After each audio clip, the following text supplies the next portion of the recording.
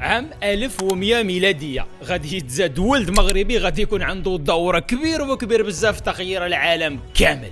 غادي يرسم لنا أول وأصح وأفضل خريطة للعالم، خريطة أقل ما يقال عنها أنها أعجوبة، خريطة أحسن من الخرائط اللي عندنا دابا اللي اصلا كاملها كذوب ومزوره. وبالدليل وهذا الشيء اللي غادي نشوفه في الحلقه اليوم، هذا المغربي بين في هذه الخريطه اماكن عجيبه وغريبه كثيره، ولكن اغرب هذه الاماكن هو مكان سد يأجوج ومأجوج، اي سد ذو القرنين، ومرسوم فيها جبال عملاقه تحوط بالارض من كل الجهات. حلقة اليوم عجيبة وغريبة وعامرة معلومات غتزعزع إيمان بزاف ديال الناس، بزاف ديال المسلمات في هذا العالم. بلا ما نزيد نطول عليكم في المقدمات، على بركة الله. خريطة الشريف الإدريسي هي أول خريطة كاملة ودقيقة للعالم بقاراته وبلدانه، رسمها أشهر علامة وجغرافي في التاريخ بدون منازع، علامة ومرجع وموسوعة علمية متنقلة ما شاء الله عليه. الشريف الإدريسي هو عبد الله محمد ابن عبد الله ابن إدريس الشريف الإدريسي، وهو عالم ورحالة وجغرافي مغربي تزاد عام 1100 ميلادية. تعطاه لقب الشريف لأن نسبه ينتهي إلى سلالة الرسول الأكرم عليه الصلاة والسلام، وعليها كيتسمى بالشريف الإدريسي. توز حياته طلبا للعلم والمعرفة من دولة لدولة ومن قارة لقارة.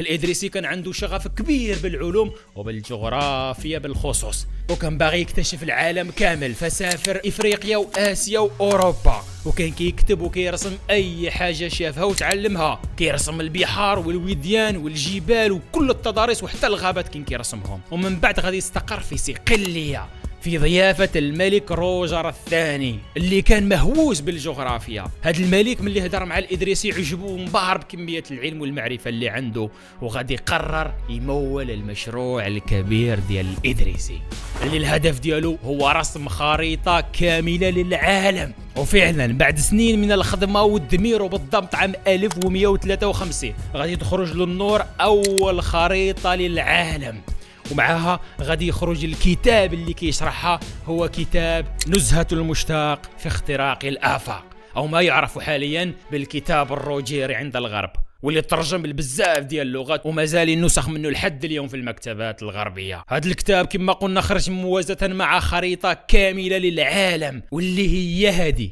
الخريطة طلب الإنتاج ديالها أكثر من 15 عام من الخدمة والعمل. قام فيها الإدريسي بتجنيد مئات الرحالة والملاحين والجغرافيين وحتى البحارة اللي وصفوا له كل الرحلات ديالهم والحاجات اللي شافوها، ومنها وصفوا له أرض الشتاء الدائم التي يتساقط فيها الثلج بلا توقف من السماء ولا تشرق فيها الشمس أبدا، وهذا وصف دقيق لأرض أيسلندا. المهم هذه الخريطة كانت الشغل ديال الذكاء الاصطناعي حاليا، كانت ثورة في علوم الجغرافيا، المهم الطوندونس ديال العلوم في ديك الوقيته. ولكن خلينا نطرقوا ونعطيو الوقت للخريطة بحد ذاتها ونشوفوا اش مبين فيها. أول ملاحظة كنلاحظوها في خريطة الشريف الإدريسي هي أنها كتشبه بزاف الخرائط اللي عندنا اليوم، غير أن هذه الخريطة مقلوبة رأسا على عقب.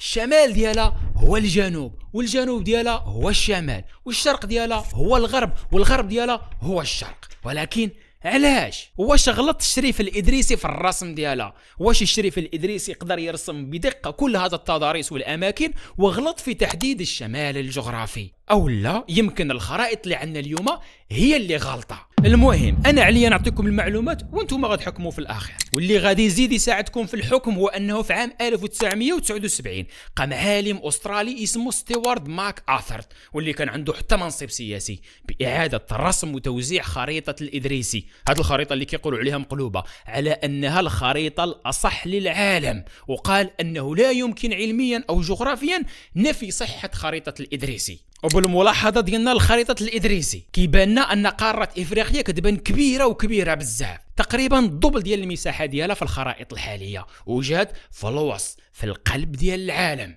عكسها حاليا إفريقيا مصورينها لنا صغيرة وفي القاع ديال العالم، مع العلم أنها ثاني أكبر قارة مساحة في العالم بمساحة 30 مليون كيلومتر مربع يا لطيف. وبالمناسبة أوروبا كاملة المساحة ديالها غير 10 مليون كيلومتر مربع، وهنا غادي نحلوا واحد القوس اللي هو كبير. معروف حاليا الاخوان ان الخرائط ديال العالم الحاليه، هاد الخريطه اللي كتشوفوا فيها دابا كلها اغلاط وكلها تصوير وملعوب في الاحجام ديال القارات والدول. فافريقيا اللي كتبان صغيره راه يمكن نحطوا فيها اوروبا كامله، وزيد عليها الصين الشعبيه، وزيد عليها الولايات المتحده الامريكيه، وزيد عليها اليابان ويشيط الخير، ولكن هما مصورينها لنا صغيره تقدى في التقدى ديال الولايات المتحده الامريكيه تقريبا. وهذا الشيء باش يبينوا راسهم عظماء وكبار وحاطين راسهم الفوق، وحنا دول العالم الثالث حاطيننا لتحت.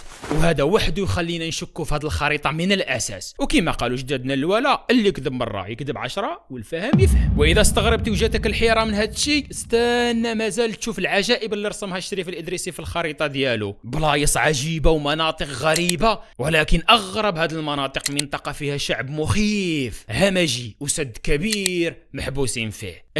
قوم يأجوج ومأجوج وسد القرنين. يأجوج ومأجوج القوم اللغز والسر المرعب للبشرية، اللي الخروج ديالهم هو دلالة على قيام الساعة ونهاية الزمان. هاد القوم محبوسين في أرض مجهولة، حتى شي واحد ما عرف فين جات، ومحاطين بسد عملاق كبير محبوسين فيه. هاد السد مرسوم بدقة كبيرة في خريطة الإدريسي في هاد المنطقة بالضبط. انا غنحط لكم الصوره باش تشوفوا ديك الامور واضحه. السد مرسوم في اقصى الشمال كما كتشوفوا معايا، وراه سلسله جبال عملاقه تسمى بجبال قاف او جبل قاف، واللي عنده قصه غريبه في الموروث الثقافي العربي. ولكن بلاتي هنا كيفاش عرف الشريف الادريسي البلاصه هذا السد مع انه حتى حد ما عارف فين كاين؟ والجواب صاحبي هو شكون قال لك حتى حد ما عارف فين كاين هذا السد؟ كاينه قصه معروفه ومشهوره لمستكشف زار السد وثق الرحله ديالو من طقطق حتى للسلام عليكم بتمويل من خليفه المسلمين في العراق، وهذه بوحدها قصه غادي ندير عليها شي حلقه يا سلام. المهم اللي كنرجعوا للكتاب اللي هضرنا عليه في الاول اللي قلنا هو مفتاح خريطه الادريسي، كتاب نزهه المشتاق في اختراق الافاق. كنجبروا ان الادريسي عرف مكان وجود سد ياجوج وماجوج من خلال مؤلفات المستكشف سلام الترجمان الى ارض السد. الخلاصه ديالها باش ما نطولش عليكم الفيديو هو ان الخليفه العباسي هارون الواثق بالله حلم هو ناعس ان السد ياجوج وماجوج تفتح، الشي اللي طير النعس من عينه اخلعه. فصرد المستكشف سلام الترجمان باش يدير رحله الى ارض السد يتاكد واش السد تفتح ولا لا. فخرج سلام الترجمان اللي كان اعلم اهل الارض باللغات وكان محب للاستكشاف. المهم خرج ومعاه 60 راجل باش يعاونوه في اغرب الرحلات الموثقه في التاريخ، حتى وصلوا للجبل العالي اللي فيه السد، وهذه صور مرسومه من سلام الترجمان توثق مكان السد. المهم جبر السد على حالته ورجع في حاله، ورجع معاه حفنه من تراب السد باش يوري هذا الخليفه العباسي ويطمنه. ومن هذه الرحله الموثقه قام الشريف الادريسي بمعرفه مكان سد ذا القرنين، سد ياجوج وماجوج اللي جا في اقصى الشمال ديال العالم. ولكن فين كاينه بلاصتو؟ في الخرائط الحاليه، في الخرائط اللي كنعرفوا اليوم. فمعروف حاليا ان شمال خريطه الادريسي هو الجنوب، والجنوب هو الشمال. فاذا قلبنا الخريطه وقارناها بالخرائط اللي كنعرفوا اليوم غادي نجبروا ان السد موجود في هذه المنطقه. لاحظوا معايا، هل يمكن واش ممكن او هل يعقل ان يكون مكان السد ديال ياجوج وماجوج في منطقة سيبيريا اللي كتمتد من جبال الأورال الشاهقة إلى الشرق حتى المحيط الهادي. والإدريسي في الخريطة ديالو رسم سد يأجوج ومأجوج بين جبال عملاقة، جبل قاف والمحيط ولا البحر العملاق. وهذا الشيء منطقي بزاف، وكاين بزاف ديال العلماء قالوا ان سد يأجوج ومأجوج في هذه المنطقة في العالم في سيبيريا. وهذا الشيء ماشي 100%، يمكن يكون السد في شي بلاصة أخرى، ولكن الأكيد والمؤكد هو أن يأجوج ومأجوج محبوسين في مكان ما في هذا العالم، كما جاء في القرآن الكريم وبالنص الصريح. قالوا يا ذا القرنين إن يأجوج ومأجوج مفسدون في الأرض فهل نجعل لك خرجا على أن تجعل بيننا وبينهم سدا؟ قال ما مكنني فيه ربي خير فأعينوني بقوة أجعل بينكم وبينهم ردما. وهنا عندي سؤال الإخوان للناس اللي تفرجوا حتى لهذه النقطة، كنتمنى منهم يجاوبوني في التعاليق. واش حنا مغيبين؟ واش حنا ممنوع علينا نعرفوا شي اشياء في هذا العالم، ولا يتم خداعنا، ولا شنو؟ هذا التساؤل هو اللي غادي يقودنا للجزء الثاني من هذا المقطع، واللي غادي نزيدو نبينو فيه امور اخرى ان شاء الله. فاللي ما مشتركش يشترك معنا وبارطاجيو المعلومه باش يستافدوا الناس. وكالعاده يبقى الحكم لكم، انا فقط كنعطي المعلومات وانتم حكموا. هادشي اللي كان اليوم، نشوفكم في الحلقه الجايه ان شاء الله. سلام عليكم.